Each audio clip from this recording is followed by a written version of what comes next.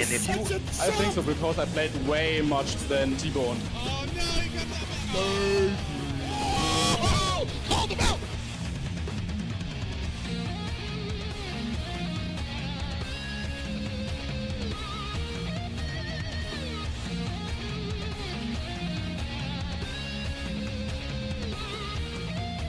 Hey everybody, welcome to this week's episode of Paozu Arcade. Damn Hellpockets, we got a nice amount of information this week, didn't we? Yeah, a little bit more than we were expecting, right? I think last week's episode was supposed to be our big pop-off, our big care package of goodies from Dragon Ball FighterZ, and then boom, today a couple things happened. Boom, today something happened, or yesterday, and then again on Monday with the IGN surprise, breakdown on Dragon Ball FighterZ and its two characters that we already knew about. Yeah, a lot of stuff kind of got revealed, some of it on purpose and some of it on accident. Yeah, man, there's been a lot of well, beforehand we already had a lot of speculations about a lot of things, but now people are starting to have, I don't know, like things are starting to surface about actual facts about the game. We're getting videos about things that now we pretty much know how more or less the idea of how characters are gonna work that were revealed last week. So yeah, man. It's looking pretty good, I would say. This is the point in the game's life cycle, or actually it's not even the life cycle yet because it's not even out yet, but this is the point in the game cycle where you are used to certain things. Like, we got used to the way certain things worked in FighterZ beta, and now we're seeing what they look like when they get tweaked. And this is really important to the game's future longevity, because if they're willing to change things now, maybe there's things that could be changed later on. It's nice to see that Bandai Namco and ArcSys are treating this like something that's currently being formed. It's it's just not set in stone yet. They're willing to make changes that are pretty big, pretty close to the release date, because we are currently in about 2.5 months until go time. Yeah, I mean, I keep thinking about it like, man, I really need to plan out my life leading up to release and afterwards, because I don't know what's gonna happen. And it is right around the corner, man. Super around the corner. I can't express how much I get excited about this game every time there's a reveal, and then I realize after a week of living life at work and doing daily shit that, oh shit, man, like, it's pretty close. It keeps getting closer. Like, I don't want to exaggerate it for you, but does it almost kind of feel like, hey, my life is going to have real meaning on January 26th? Yeah, yes. Also, it's gonna be hell to organize around. And I'm trying to get used to doing that now. Like, I've been really planning out. I feel like I've been planning out my days pretty well as of late, but then it's like I don't have Dragon Ball FighterZ in my life, so I don't know what that level of organization is gonna be like, because I'm gonna have to be on point with that shit. Dude, like, you bring up having Dragon Ball FighterZ in your life and how we don't have it necessarily outside of, obviously what we're getting from Bandai Namco almost every month. But I don't want to get too in depth with it, but you know who does have it in their life almost every single day? Apparently Paris, France. They just got a tournament for it, dude. Like, I guess earlier this weekend or something. Yeah. And a couple of the guys that we're familiar with were in the grand finals for it, and they put on a great show. It was the demo build, I believe, so it's the build that everybody's used to seeing, with the same cast of characters and the same mechanics. But I mean, when you watch these guys play, you're just like, dude, like, these guys touch this game a lot. They are really comfortable. Way too crisp, like where it's like when you see somebody doesn't use a lot of effort to get into whatever next scenario they're getting into, they just seem too clean. Great to watch though. I'll take that. That's cool. I'm glad people are being able to touch this game, that they could get to that level of comfortableness. And it's a pleasure to watch. However, I wish they would have had a newer build. Like, that would have been sick to see those guys break that down as well. But I'll take what we can get, and that was a pretty good play that we saw in those videos. We were just watching it before we came on to do the podcast right now. Yeah, it was pretty cool. I mean, those guys are, their names escape me currently, but like, they're just, if you got a link to it, go check it out. I think somebody posted a link in the chat. Make sure you check that out. These are like some really good players from out of Paris, France, at an event. And I'm also kind of anticipating the new build because we do have Tekken World Finals coming up in a week.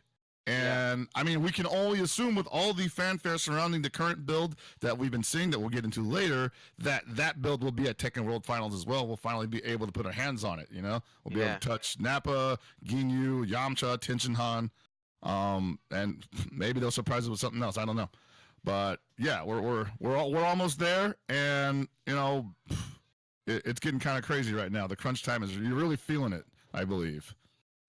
Yeah, and they just keep coming out with information left and right, like from different news outlets, and it's like it could keep continuing to happen or not. Like it's just there's no real way to predict what's gonna happen, what's gonna get revealed. We can only speculate, and for the most part, I wouldn't even say that we've been 100% on it or even had a good idea at all. And I feel like we have a good, decent pulse on it, you know? I know, no, and the goons know. The goons definitely know what it's like, you know, not really being able to tell what's happening with this game. Because we had like several sources all week saying, oh, these 2 new characters are going to get revealed today, and 2 new characters are going to get revealed on Wednesday in Japan. And it's just like, well, where's the evidence on this shit? You know, like, oh, because somebody said so. Well, you know, we can't really buy into that. And at the end of the day, it was still just Nappa and Ginyu. Now that is kind of a buzzkill. I think you can agree, but.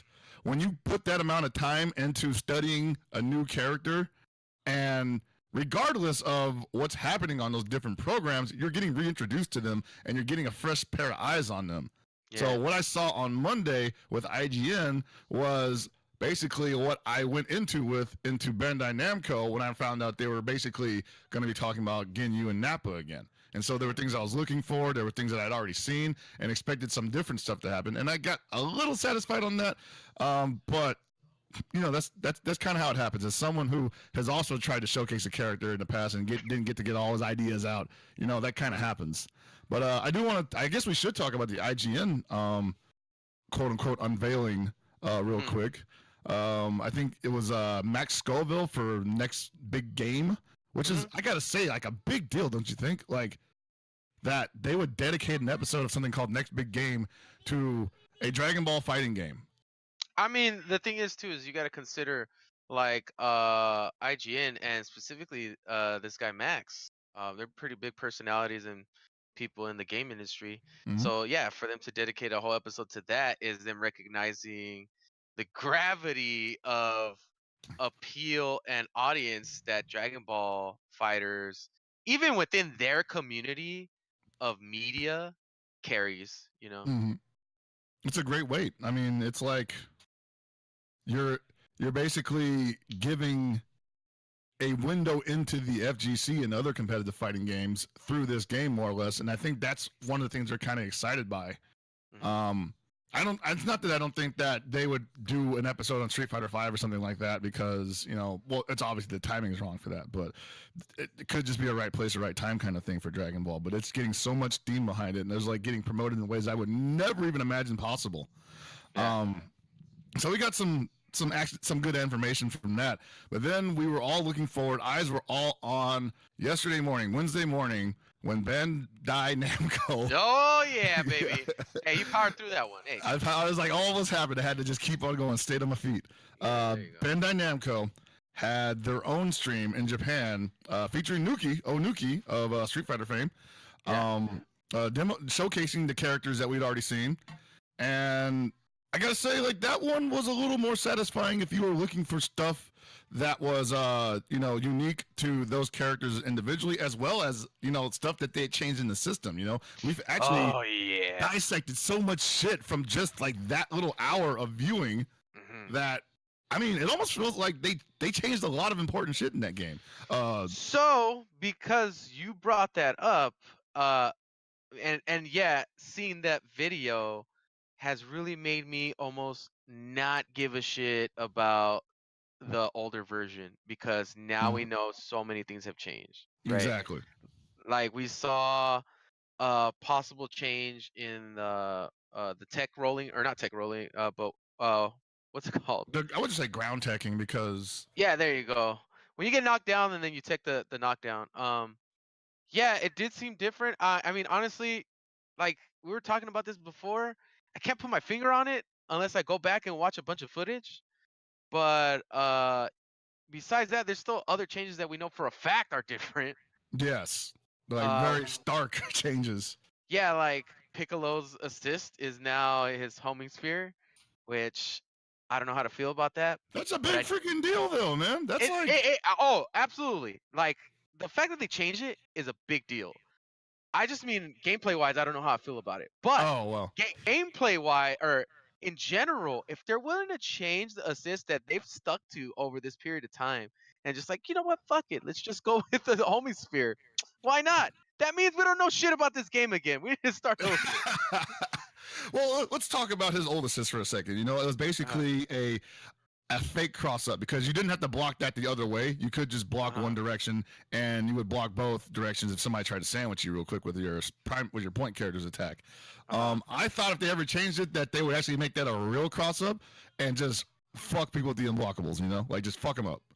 But obviously, this game is being aimed at not only competitive fighting game players, but at casuals. You know, they want people to be able to go into this game, see Piccolo's assist, and be like, okay, this does that, and I have a chance to guard against it. You know, and so to that end, the homing sphere is a lot more straightforward. You know, it's a lot easier to see. It's a slow projectile, so you know they don't have to feel like they have to make a decision immediately. You know, yeah, that's what the casual is seeing now from the competitive standpoint. We've already deciphered that move's particular has several uses that are pretty strong.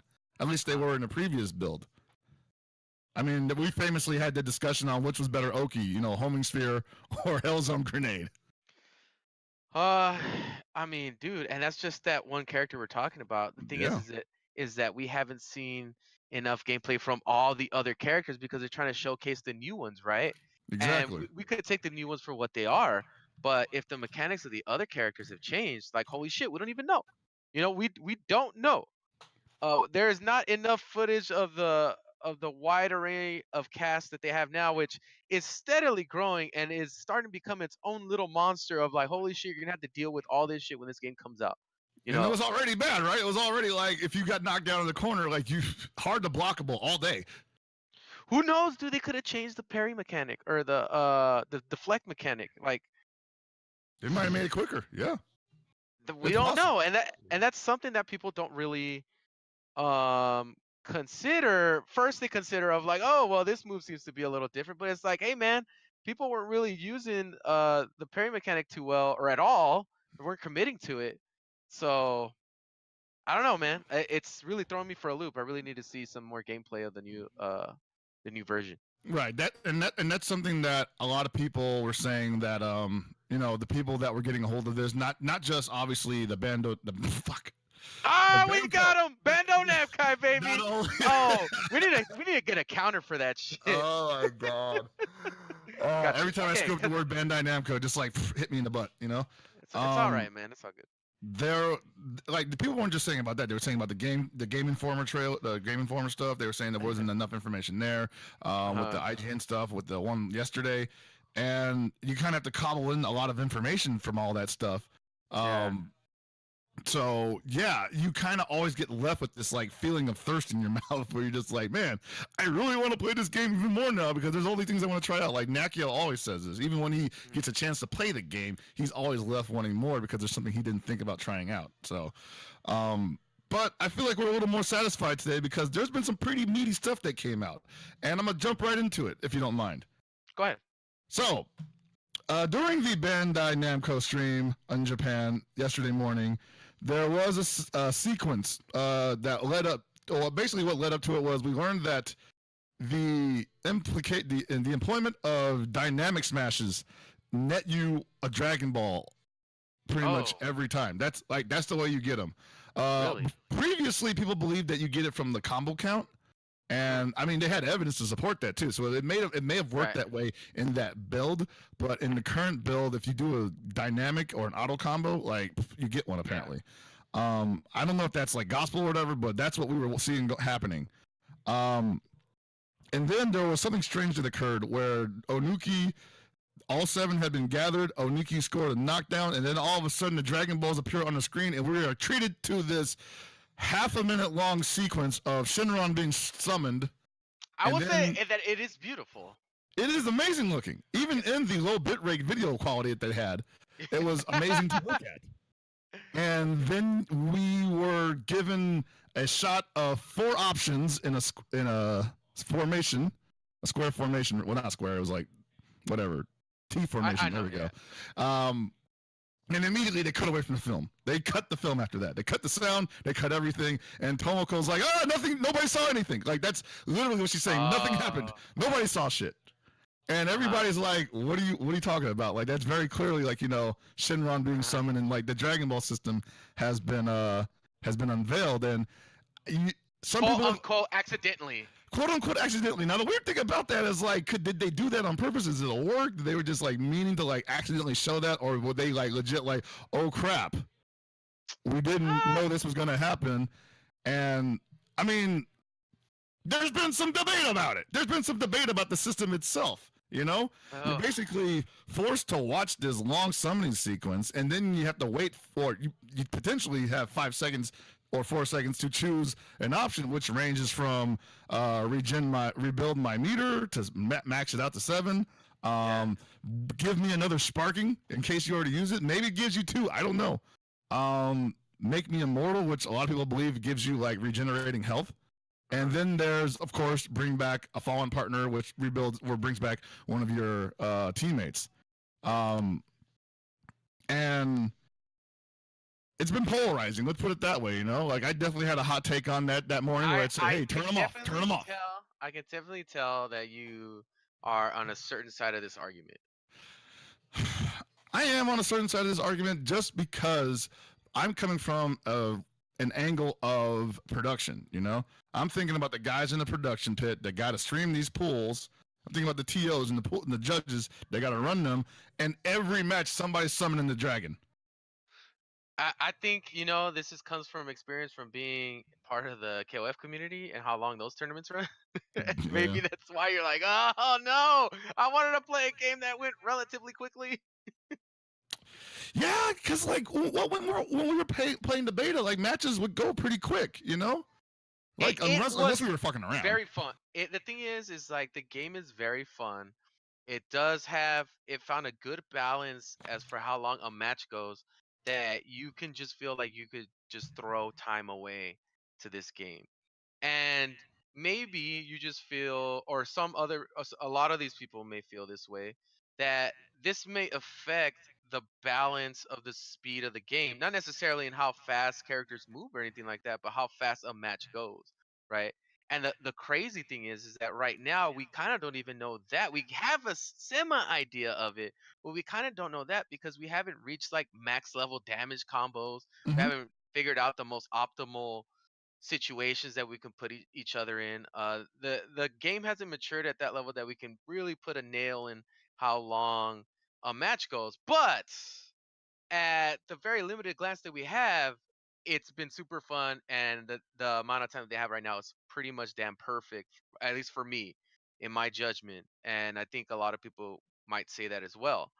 And yes, that is a definite worry for me as well, that this thing, not even time wise, but mechanic wise, is just a massive blow up. Like, I mean, it's quite possibly like I use this term a lot, but the stop sign, like, yeah.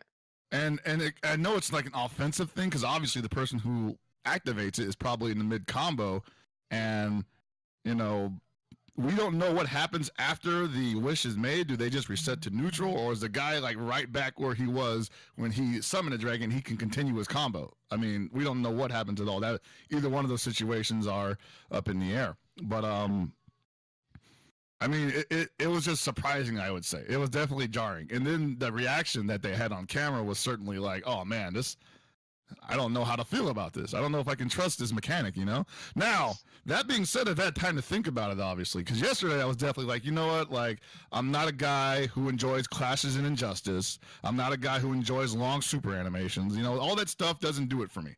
So people telling me like, hey, Injustice has stuff like this. I'm like, so what? I don't like it. It's fine for them, but I don't want it in my game. But having had time, I don't want it in my game. My game. Not in my game. I sell out the cash. I'm the secret benefactor for this game. You know what? I'm sponsoring everything. No, I don't want that in this game because I feel like this game flows really well on its own. It doesn't need those kind of gimmicks to stand up on. It totally stands up entirely on its own legs. Now that being said, I've had time to think about it, and I am willing to give it a chance because maybe it is time that I allow myself to be taken a little bit out of what I consider classic gameplay. I still don't think that this needs the gimmick. I hope that they have an option to turn it off for tournaments, but if it's handled in the right way, and I think that this thing can be handled in the right way, if handled carefully, maybe it won't be a big issue. Maybe people will even die before we even get a chance to summon the dragon. Maybe action will be so frenzied that they will not even think about going for the Dragon Ball options. So especially if it's only especially if they're only available through auto combos. I just think that this thing may be the first thing that causes some real discourse within our community that's trying to grow. It is jarring, yes. Because I know there will be people that are on the side of, hell yeah, let's have that.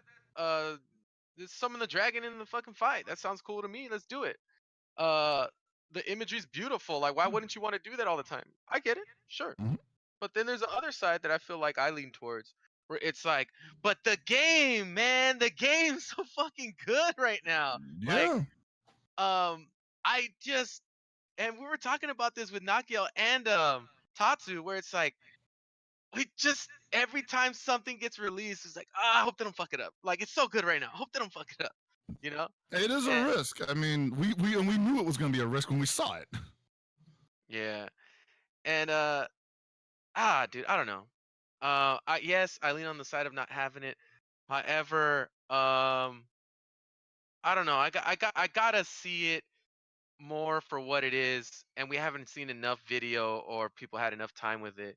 And I'm sure probably even during beta, we'll have a good idea of like, okay, this shit is not gonna work. But as it is right now, I don't know.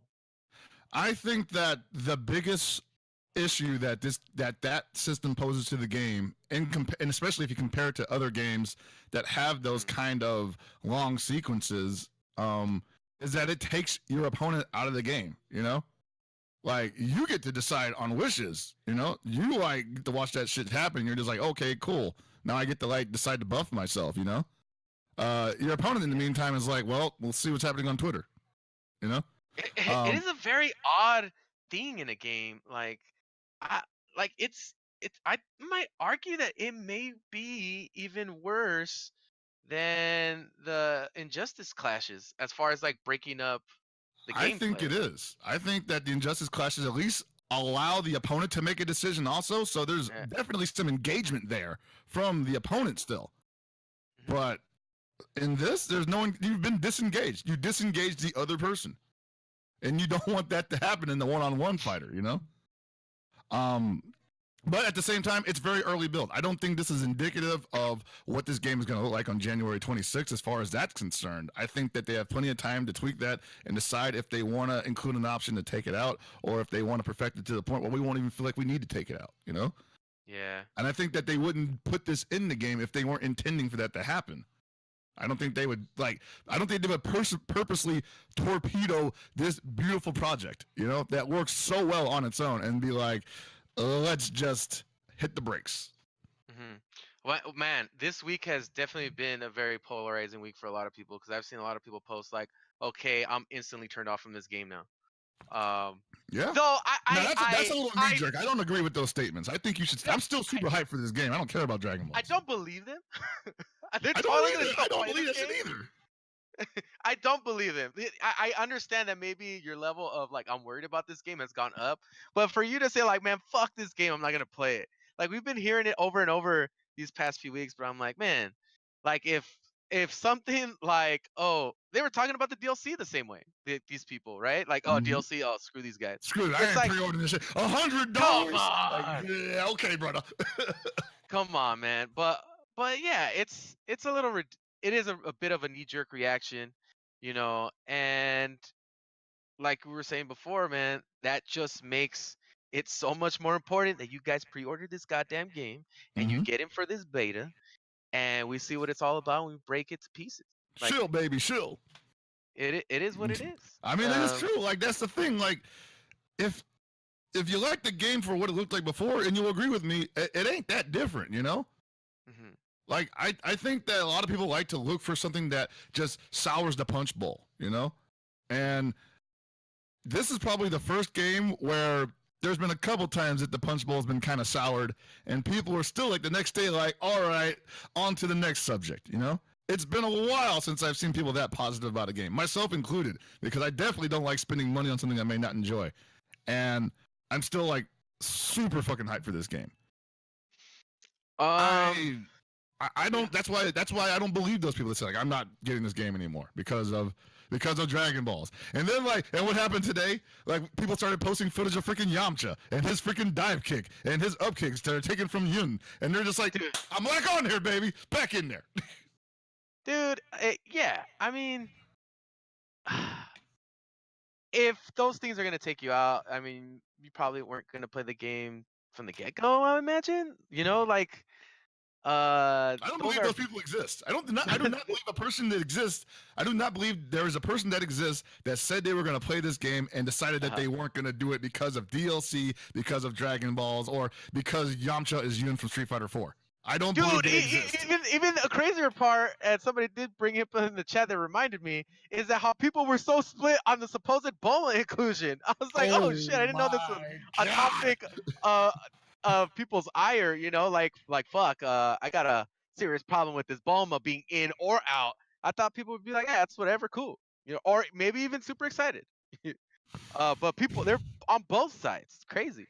That was irresponsible on somebody's part. That's all I'm gonna say, man. Like, not so much because it was Bulma, but because it was a character that wasn't mentioned, you know? It could have been anybody, I believe. They could have said, like, you know, oh, hey, you know, we'll have, like, that sentence on PSN, it could have said that there must be such great characters as Goku, Vegeta, and Arale from freaking Dr. Slump. Or anything. And then people would have been like, oh, dude, I fucking love Arale. I love Dr. Slump. And these motherfuckers don't care. They just want to play Dragon Ball, man. They want more characters. And you took one away from them. It didn't matter if it was who it was, you know? Mm-hmm. Forget about it is what I say. And then immediately they moved on from that. Now, the cool thing was there was a lot of good ideas that came out for how Bulma could play in that little span of time that the error was not corrected. And now people were like, well, maybe you should put her in the game because we came up with some pretty cool ideas. I'm okay with that. Yeah. I do expect... So the deeper and deeper we get into the brackets of these reveals and the mechanics and all that stuff, is the closer and closer we get, the more crazier these announcements are going to get. I expect a pretty wild announcement coming in the next month is when we get into knee deep in this shit, you know, and we got to consider what events are coming up next, right? Mm-hmm. So one of the events that we got Tekken World Finals. And in December we have PSX that I believe they should be a part of that. I don't know why. It definitely was sold as a pretty big thing last year when they had PSX, and it was a great event. So I would imagine them taking big advantage of that, you know, and Bandai Namco having a big representation there. Well, I think that because as far as PSX goes, because Dragon Ball FighterZ is promoted almost predominantly on Xbox One, PSX is the perfect place for them to start promoting it on PS4 as well. I don't know if it's an exclusive thing until release or not, though. Unfortunately, that's a gamble. But at TWF, we've already been guaranteed to be able to play the game. There's going to be exhibitions, and it'll probably be the new build. So, I mean, hopefully there is something at PSX, but we are kind of okay with the upcoming weekend. That's next weekend. I mean, that being said, yeah, man, like they are going to have to start pulling out some crazy stops. Shonen Games is in the chat right now, actually broke it down that, you know, they've got about 2 or 3 V-jumps that'll come out before the game releases. And that's basically 2 characters, 2 characters, and 3 characters. If our math is right about the launch roster being 24 people. And I mean, I could see it happening. I don't think that's like, you know, impossible. I don't think that's a bad idea on their part, but that's a crunch, man. Like when you're looking at that kind of release schedule and you're like, man, gotta just bang them out real quick, you know? Yeah, so consider how at Tekken World Finals how they pulled probably some well, I think some pretty important people to be on stage and do that exhibition, right? Yes. You got Maximilian's a part of that. Mm-hmm. Sonic Fox, Perfect Legend. Mm-hmm. I might be missing a few others. Oh, D1, right? D1's in there. Yeah. And I think that's all that's advertised right now. Obviously, this is the Tekken World Tour final, so they don't want to take up too much time with it. But assuming that there is a broadcast, assuming that there's like just a lot of production behind it, it's gonna be pretty sick. And I mean, like we said last week, man, I can't wait to see Sonic Fox and PL play if they play each other.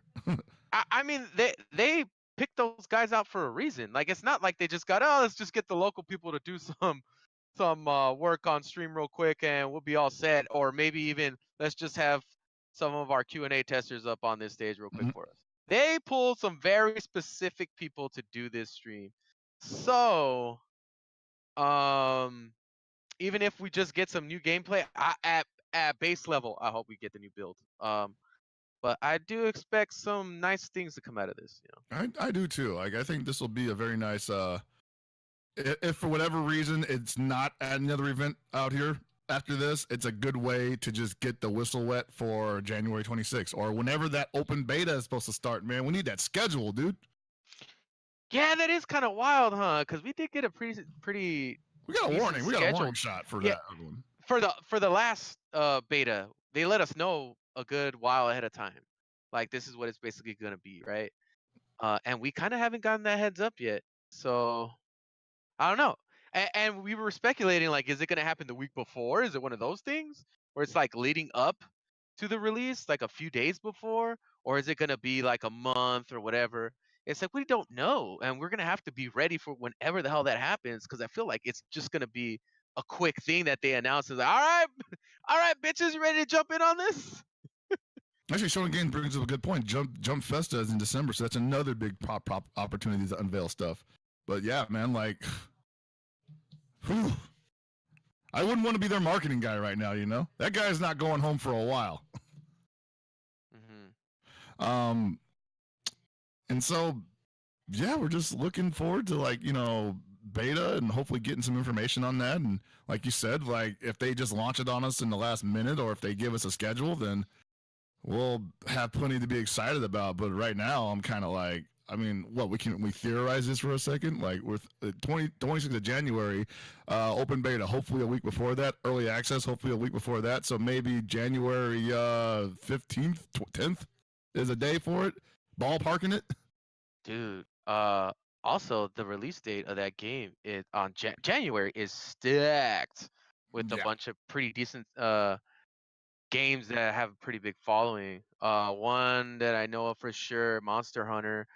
The Bandai Namco's releasing Ni no Kuni the same month. I don't know, there's a few other ones, but it's a pretty deep roster that month, and it's like it's a wild time right now for all these like big name games to be coming out. And you got Dragon Ball Fighters, who's like probably like, man, I could release it whenever we want. It's fucking Dragon Ball Fighters, baby. That's what they're probably thinking, but at the same time, like, man, they are going after this market, man, because like the fighting game community, like the competitive fighters, like we're already hooked.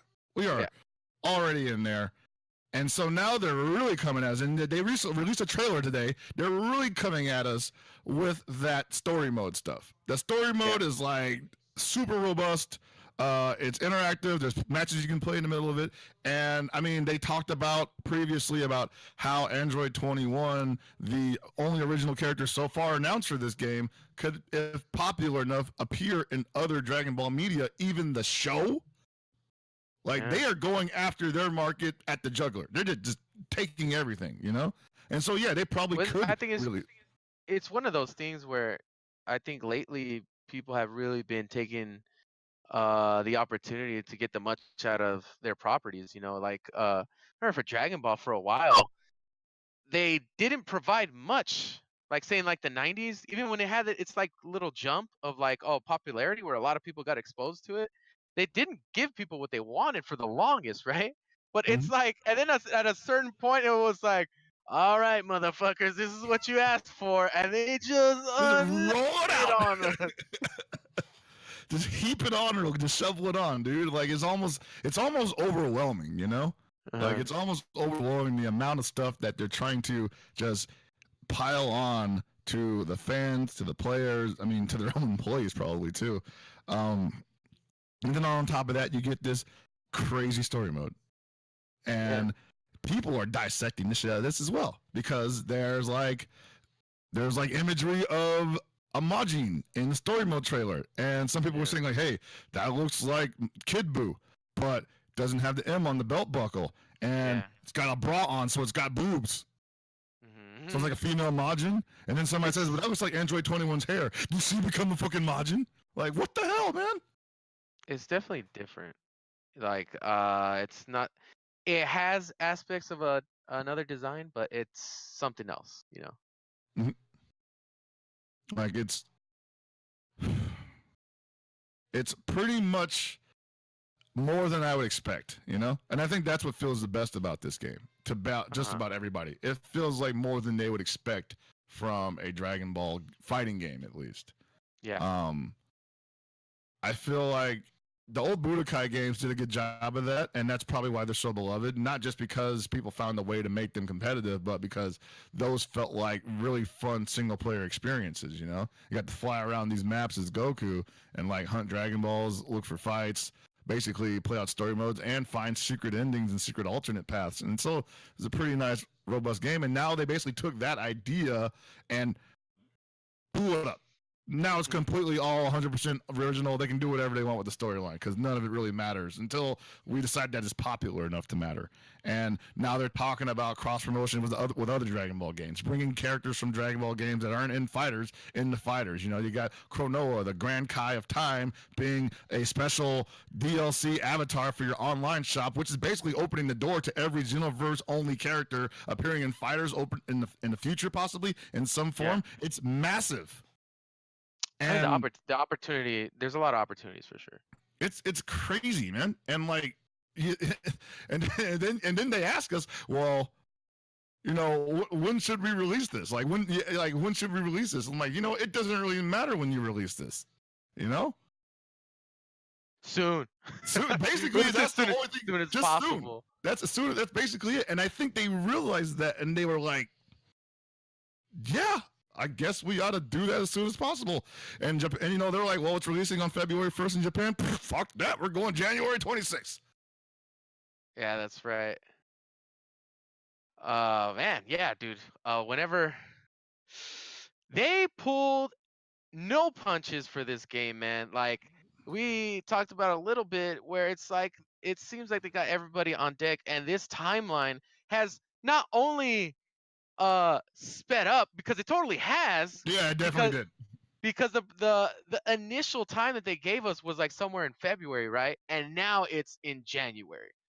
What the hell are you guys doing? Are you guys cutting corners, or are you guys just adding on the stock of workers you have working on this game? I mean, it's possible that they just told Arxis, like, you know what, throw everybody into the game. Don't matter what they're working on. Is BB tag done? Is it close to being done? All right, we need some of those guys in this game also, you know? Yeah. It's entirely possible that happened. And for what reason? I don't know. Maybe they have their own. Maybe they decided to do something crazy. Maybe they decided, like, you know what? Early 2018 is not a good enough date for the things we just decided we wanted to do. Listen, it's just weird for a gaming company to be this thorough in their scheduling. You know, this is the thing that's been tripping me out because we're so used to them be like, hey, there's a delay. You know, like this game's not gonna come out when we said it was. Play. And if they have been not only firm, but even progressed the timeline to an earlier date, which is bonkers to me that somebody would or a company would do that. So it's a combination of a lot of things, you know, confidence. We got a lot of people working on it, and yeah, this game needs as much time, or it needs to come out as quickly as possible, but also maintain quality. And that is like literally the hardest thing to do. Yeah, it is the hardest thing to do when you're working on a project to accomplish all those things. And it seems like Dragon Ball FighterZ may be able to do just that.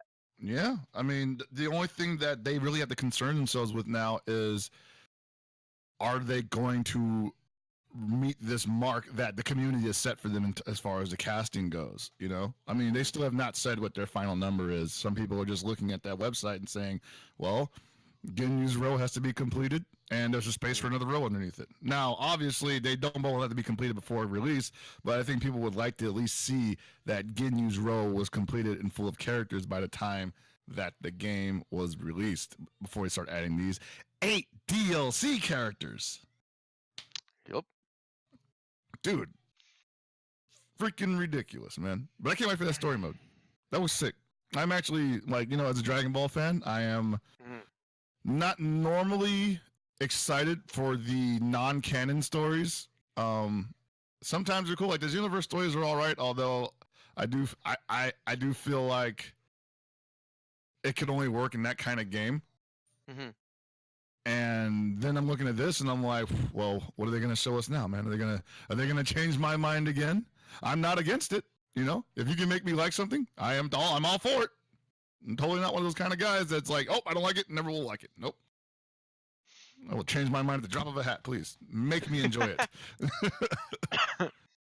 So, yeah, man, it's like it's just so much to look forward to, and to just trip off Dragon Ball systems, it's like you're doing yourself a disservice, I feel. You know?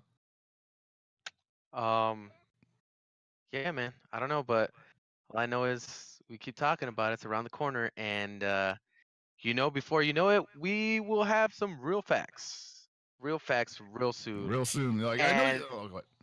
every outlet has just been saying, "Oh man, here we go. We got a big reveal coming up soon." Blah blah blah. And you're like, "God damn, this never stops. This is not gonna stop till release." Teasing us. Yeah. Now that was kind of a bummer when, like, everybody said big reveal, big reveal, big reveal, and it all ended up being the same reveal, and it was just like, all right, guys, we'll let you get away with that, because, you know, we really don't know enough about this game yet, and judging by what you changed in it, we still don't. We know even less now. Huh. I mean, shit, you can do attacks after ground teching now. You can backdash after ground teching. I'm like, oh, it's basically a jump now. You basically tech from the ground into a jump. It's freaking ridiculous. All right. So I think at this point, here's something I wanted to ask you, because I have an opinion. But for me, the one thing that has surprised me in the gameplay or the reveal of the new characters after we've seen a little bit more gameplay, that has me super worried but also super excited, is the way that Captain Ginyu's been working, right? So I knew this was coming.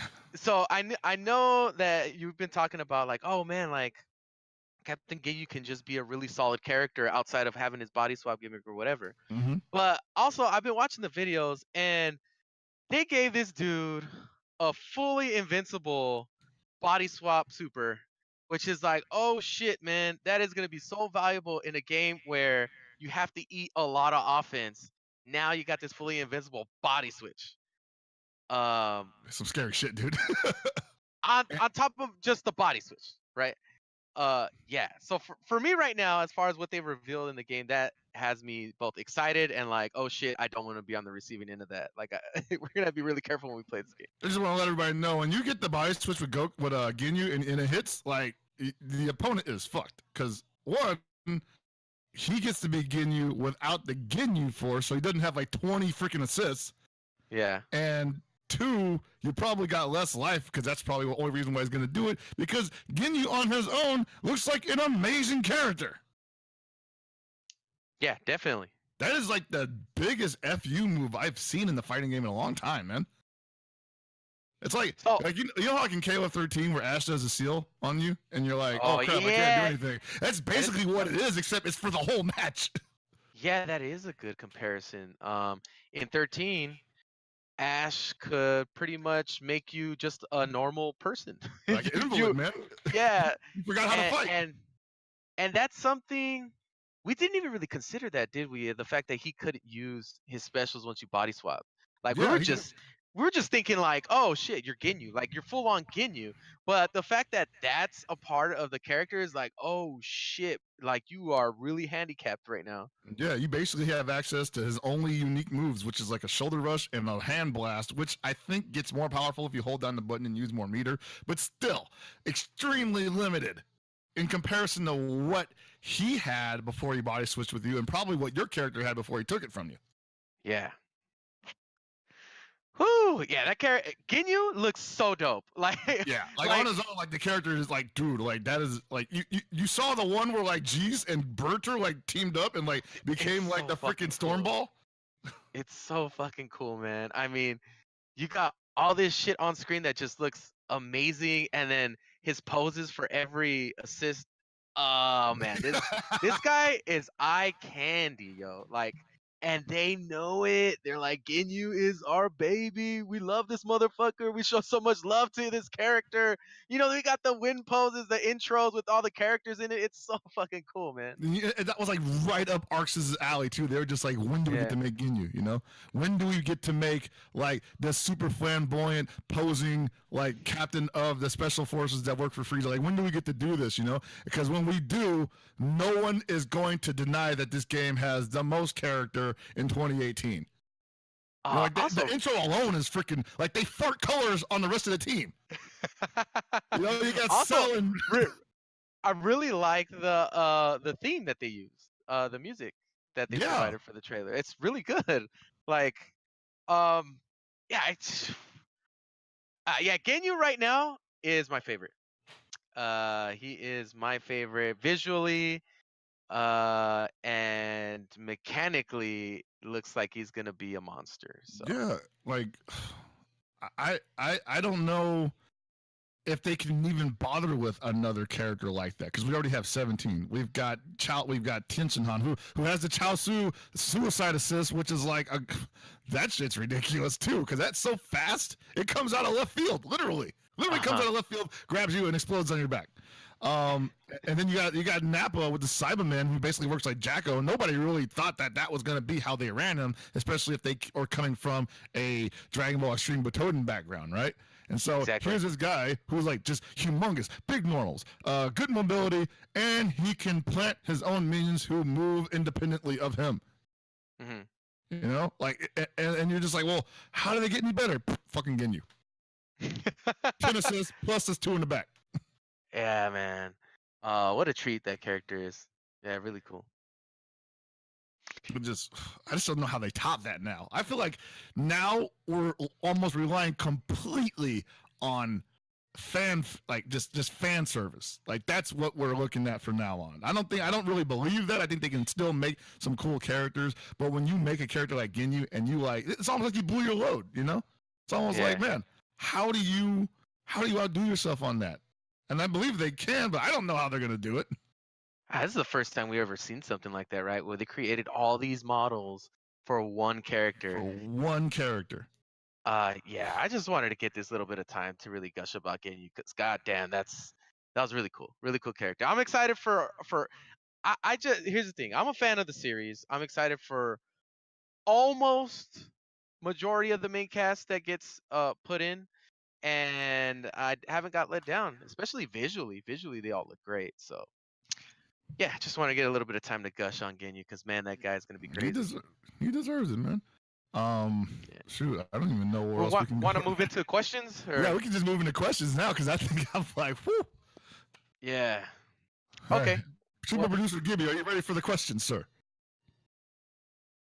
Whoa, everybody! Here I am. I'm ready for questions. Oh. All right. It's actually Gibby's face is my face today. You're just like, ooh. So, we have a heaping load of questions right now. Lionheart going question crazy. 3 questions from Lionheart. Oh, baby. All right, let's do this. So, Lionheart asks question 1. Considering that Shenron grants 2 wishes in the current lore of Dragon Ball, could it be possible that both players get to choose a wish, with the max meter boost being granted to the person who activated Shenron? I don't think that's going to be a thing. I feel like the 2 wishes that came about because of Dende's becoming Kami and redoing the Dragon Balls, basically. That's sort of a minor factoid, I feel, like, after that happened. Pretty much afterwards, everybody always believed that Dragon Balls only give you 1 wish unless you go get the Palungas and you get 3. But I mean, maybe. I don't. They could always add that in later on, you know? Like, that could be something that they were like, hey, yeah, you know, this is canon, so yeah, 2 wishes, but most likely not. Yeah, I side with Chris on that one. I'd say most likely not. All right, cool. All right, question 2 from Lionheart. I know that we have little to no idea of the story, but has the possibility been put out there that Android 21 is being mind controlled in some way, considering that androids never were shown to have an aura since they don't change key or charge key, and yet 21 does, and it's an evil purple color at that.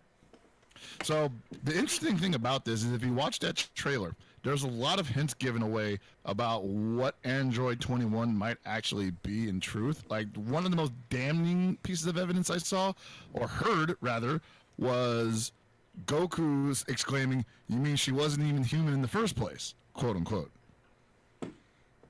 And that is like, well, I mean, I guess a cyborg is technically not human, but I feel like they wouldn't even bring that up unless she was becoming something else completely, like not even humanoid, you know? And there's also like the fact that she talks about eating people, you know? I call it her dietary habits. She's always like, "I hope you guys are tasty," you know? And I'm like, oh, yeah. All right. Didn't know that. I think that comes more to the fact that since she is a later model android, that she probably has the absorption crystals in her hand, and she absorbs energy, and possibly might be able to take on some of the traits of the energy that she absorbs from the character, like take on the character of which she absorbs energy of. And that might be the part of her that isn't human. This is all speculation, obviously. I don't know anything about this. But Yeah, you're rambling too much. Hurry up. Gibby, can you drop the link in chat? Yeah, I'm trying to do that right now. Okay. Oh yeah, this is definitely a Chris question because you will get him rambling about this type of stuff. This is what we thought was gonna happen in the past. Where it was gonna we need a theory. A conspiracy theory corner for I mean, when the game comes out, there's probably going to be plenty of opportunities for that. Okay. If you can, Gibby, hit us with the next one. All right. Last question from Lionheart. With the current length of FighterZ matches, as well as the inclusion of Shenron, do you think there may be consideration by TOs to do best of 1 matches for tournament play for FighterZ instead of the normal best of 3? Whoa. Yikes! Yeah, that's I haven't seen that for a game ever in the US. Shit, no. I'm gonna go with no. I feel like people would flip their shit for a 1st to 1. Like double elimination 1st to 1. Whoo, man. Yeah. That is brutal. Whoever does that, applause to you because you got the biggest balls in America. Yeah. I don't want to touch that shit with the 10-foot pole, man. I'm good. I'll give people their 2 out of 3. That's cool. I don't want to rant too much about it, but I do think that while the summoning of the Dragon Balls may extend match time, we should also just suck it up, you know? It's not CVS too. Okay. I want to throw in my 2 cents really quick. Injustice has the clashes, which happen at least once or twice around, and each time it happens, it's roughly 5 to 10 seconds. And Yikes! It doesn't affect very much at all. So this could work. I don't know how long it works or how long it lasts in this game, but we'll see. So it could work. Next question from Chunk Brixon. I really love that name. This is a nerd question. No, never mind. It's not a nerd question. Who are both of your favorite characters to play so far, and why? Try to make it short and sweet. Oh man, I kind of already gushed about it right now. So. But you haven't played them yet, so. Oh, okay. So. Piccolo. Piccolo is my man. He seems to have a lot of potential, and on top of me just liking the design of the character and liking him from Dragon Ball, that's my dude right now. For me, it's Trunks because he's pretty simple to use. He has great range. His 2H is amazing. Has a down or 2M that pretty much hits from half screen. And the slide. You're talking about that slide. That slide, baby. Nobody ever blocks low on that shit, man. I've got some dirt lined up behind that when release date comes out. And he's voiced by Takeshi Kusano, I believe, who is the voice of Kai Kisuke in Guilty Gear. So let me see if I got that right real quick. While you're doing that, next question. Yeah, there we go. That's the guy. Next question is from Davimon DLH. He says, "Are you guys okay with super characters or with no super characters being in the base roster? Also, do you think there will be an announcement at the exhibition coming up next week?" Yes, I'll say for me, yes. But I feel like so many people will be disappointed. So I feel bad for the rest of the people not getting super characters in. But I had posed this question before that if they release the game as is right now, I'd be totally happy. Don't do that, Bandai Namco. But just saying how much I like the product that they've already created. A little more refinement. So yes for me, but no because I know majority of the community wants super characters in it, and I feel gypped if they don't get it. Okay, Bucked. I think that they need to at least bridge the gap before they do it. If they do it through DLC, there needs to be a character in the base roster that leads into that era. It could be Beerus, it could be actually, well, I guess Super Saiyan Blue Goku and Vegeta kind of count, but not really in my opinion. I'm basically saying it's got to be Beerus. Beerus has to be part of the base roster, and that bridges into the Dragon Ball Super territory. But I mean, yeah, I guess I'm okay with it. You know, like there's a lot of great characters for us to enjoy from the Dragon Ball Z history. I mean, they still haven't said that there won't be any Dragon Ball characters like from the original series. I think I've heard that. They also didn't say there wouldn't be any GT characters. Who knows? Or movie characters. There's a lot of different like. Chris, you're rambling. I was gonna say, Chris, I'm almost done. no. Or do you think there's gonna be an announcement at the exhibition? No. All right, sick. Next question. So this is specifically for you, Chris. He's saying, this is also from Devon. He says, this yes or no? Are you okay with LSJ4 Brawly instead of regular LSJ Brawly? You're like. Yes or no? I'm okay with it. All right. I don't think anybody else will be. Who cares about everybody else? That was for you, Chris. Yeah. All right. Oh, I man. don't give a shit about everybody else. MD Spriggs. Let me tell you why I'm okay with it. Oh no! So MD Spriggs is asking, what do you think will be more important in fighters? Being great with all three characters on your team, or mastery of one character and two fundamentally sound characters for a cheap assist and anchor? Early on, it will probably be like master one character like that. Just because maybe you won't have enough time to develop it, but you eventually have to master your whole team. Yeah, because you're not going to be fighting with just one character, basically. It feels like a very well integrated game, so like you're going to have a solid team. You won't be able to put all your bets on this one character. Now, in saying that, we do have a few characters that seem super strong, so if you have a character like say Genyu, he actually seems like you would have to craft your whole team around him. Mm-hmm. So, and also craft your whole team against him just in case. So yeah. Better learn them normals is all I'm saying, man.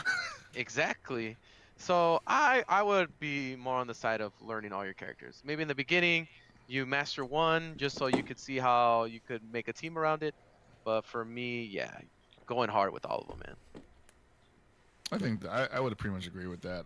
You're not going to be just playing your point the entire match. I mean, especially early on, you're going to lose your point. And you're going to be like, oh crap, now I got to play this character that I was only going to use for his assist. It's a bad look. So, you know, at least be competent with the other two characters. I think that I think in games like this, you know, it's impossible almost to not focus on one character, mostly. But, you know, you do your best to learn the other characters and whatnot. So, you know. Cool. Okay.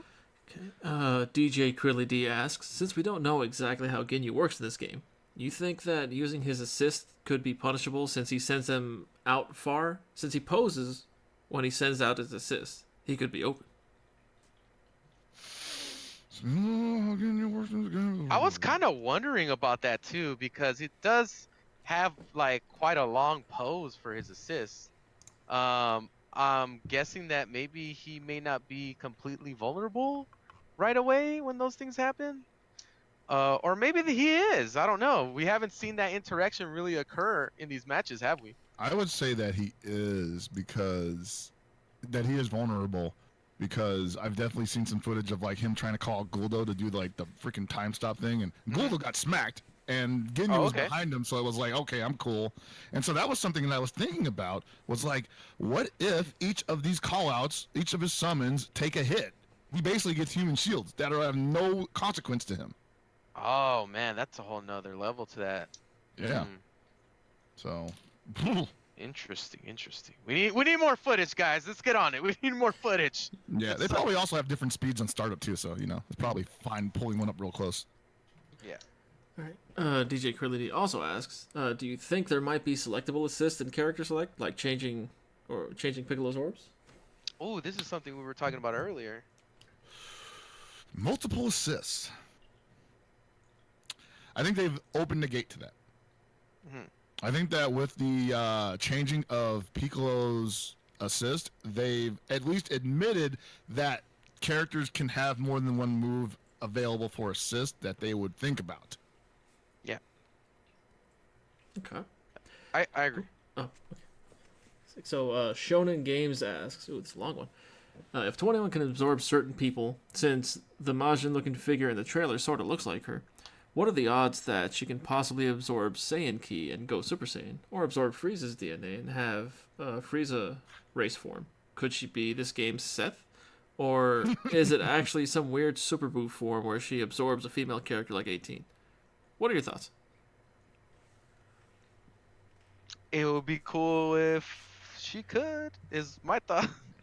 I can't answer this question because it's gonna take like an hour. Oh boy.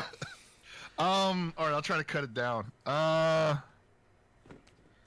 think if she can absorb energy and take on the traits of the, like I said, the person that she absorbed from, then yes, she could possibly become a Super Saiyan or become a Frieza race changeling.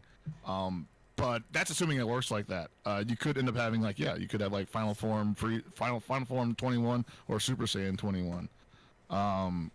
In-game as a character, I don't know. I don't know how that would look. Like if she absorbed, like, you know, say Cell's blast or something, and she became like Cell version. Maybe she gets one of his moves or something, or it would. I guess it would have to be a projectile or something, because that would be the easiest thing to just animate from that standpoint. I guess, you know. I mean, I guess it could kind of make sense even in the lore, because it's like, let's just say that they have analytics from all the way up until past the Majin Buu era, and they just applied that to an android, or she applied it to herself or whatever, right? It's not a necessarily bad argument. Like it's not outside of the realm of possibility. Now the thing is, I think we're mostly worried that is that going to be a function of hers in the middle of a match. That would be kind of nuts. We don't know. That's the thing. Like I don't know. I can't make a call on that. Maybe they're like, I'm thinking maybe more that they preset the people that she absorbs, and she gets to choose between what she has pre-absorbed as part of her character. The illusion is that you've absorbed an opponent that you fought earlier, and now you're using that opponent's abilities against somebody else. But the fact is, it's just a pre-built character. All right, so you're saying she's Kirby? Yeah, basically. Gotcha. Pre-rendered Kirby. All right, cool. So this looks like the last question from Dig Dugsley. He asks, what do you think will make a character top tier in this game? Being able to overwhelm your opponent easily. So, yes, I think that too. But I think it's like the amount of risk that you can implore into the game. Like, so right now, or for a while, I've definitely been thinking that 18 is pretty top tier. Just for the simple fact that she can touch you. She could start her offense without really having to put herself at risk. Right. You know, the more you have that option, those amount of options like that, where you could just go in and not really worry about getting hit and just start your offense from a safe distance, that's a pretty big deal in this game, because as it is right now, there's not that many characters that can do that outside of using their assists. Like, she could do that by herself. She doesn't need an assist to do that. So if you have her, she could turn the tide of a match completely. Whereas like other characters might be dunzo, man. Like I can't think of Goku really managing to put somebody in a really risky offensive, defensive plays by himself. Like it would kind of just become like Street Fighter at that point. Exactly, and that's tough, man. Like you have a really straightforward character versus when you have somebody like 18, like you could set up some really nasty mix-ups just by herself. So that's going to be a pretty big determining factor as to whether or not you're going to change the tide of a game. Maybe you've been losing really bad. It's your last character. Like, you still have a really good chance as long as you have meter. And this game gives you a ton of meter. So I think that may be the defining factor in this game as to who's top tier and why. Yeah, start zoning basically. I think that basically what I think, if you're in a situation like that, it'll come down to, can your opponent fight? how are they going to fight, and can they do it well? Yep. That's what I would think. Anyway. All right, so we have 2 questions that's dropped in chat. You guys good answering them, or? All right, yeah, sure. that's it. That's it for the night. I appreciate you guys for asking those questions. We'll get on to these last 2, and if you guys got any more, you can still drop them. We'll get to them next week. Well, not next week because we are taking a break next week. Mm-hmm. Yeah. We'll be back after Tekken World Finals. Yeah. So these questions are a go? Yeah, go for it. Abe? Yeah. Okay, cool. So Lost Vein asks, to Hellpockets, what new profanity will you teach your daughter next? I didn't teach Just it to her. joking. She was lying. Just joking. No, it's not. Shut up. Will you want ArcSys to put away resources in creating new characters to making new costumes? Given the process can only allocate time and money to use one. Man, I already spoke on this shit earlier today. Mm-hmm. You did. Do it. Don't leave money on the table. All right. Yeah. And then last question, again from Shonen Games. If you had to choose, would you rather have characters from Dragon Ball or GT? If they were only to include 2 characters from one series, or what the hell? If they were only including 2 characters from one series out of the 2. Man, you're asking a triggered question right there. Like that has been a constant debate on this stream. Like fuck. And you know what, man? You guys are wearing me down, man. Like I feel like I'm opening up to like GT characters. Oh my God! Really? Look, man, I'm not really. Never have I really been into it, but it's like, you know, some of the designs aren't bad. I don't really care story-wise. I don't have, not even story-wise. It's just I don't have any affinity for them. But you know, I don't know. I side towards Dragon Ball, but who knows? Like, I don't know. Oh boy, man. Like, I can cheat on this question actually. Because I can choose a character that is both in Dragon Ball and in Dragon Ball GT. Uh-oh. You can just basically pick Kid Goku. I really want Kid Goku in this game. Yeah, you can just pick Kid Goku. Like, for sure. Like, Kid Goku would be awesome. Like, the things that you could do. Like, if he had to use his pole, like, oh, man, it just looks so sick. Yeah, but like the thing is like, it's Kid Goku, but it's GT Kid Goku. I feel like that'd be grimy. He can still I feel like that would be grimy, dude. I feel like that. It would be. Okay, you can have GT characters, but don't give me GT Kid Goku. I feel like people would be pissed off about that. Oh yeah, you know? they would be.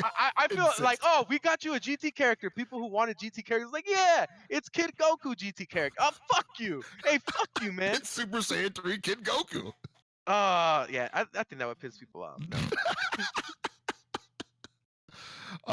Let's see. If I had to make a choice, I probably. All right, now.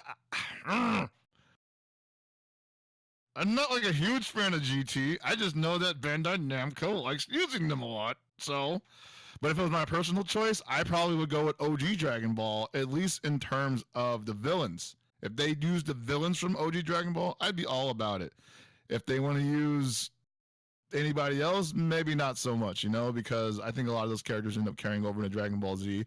And if they were going to use them, they would have used them already. So, for whatever if they could do GT costumes, that would be cool. That would be very important. That goes back to the previous question, you know. I would play GT Vegeta's outfit. I'm down with that. As long as you don't have the mustache. Yeah, I'm out. I'm out with the mustache. No boy, no thank you. But thank you guys for asking those questions, man. Really good questions. A nice variety. Yeah, good shit on you guys. Thank you. Yeah, this has been a pretty great episode. That let's be honest, we weren't even planning on doing one this week, but then like boom, Monday and Wednesday happened, and we're like, yeah, guess we got to get back to work, guys. Yeah, man, and that's what it's all about, right? Like, I mean, we can't miss that opportunity. There's a lot of info that came out, and a lot of things that were polarizing in the community right now, and it was good discussion, I think. Yeah, very good, and like, you know, we have opinions that are real opinions because we're fans. We're going to play the game competitively. Like, I am not done entering tournaments yet, so, you know, you'll see me in brackets. And so I have real concerns and wants for this game. And that's about it, you know? Do not let this man get top 8 at your tournament, for the love of God, because he will hang this over us for the rest of his fucking life, and he is. Don't let him get another one. Please, guys. Man, if I get top 8 at any tournament in Dragon Ball Fighters, I'm like, dude.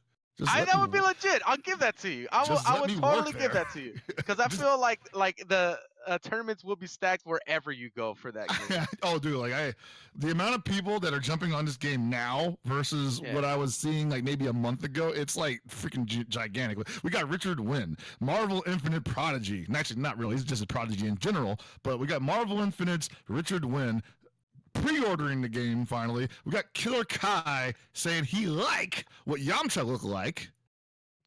It's getting real, man. It's getting tense. Yeah, that's cool, man.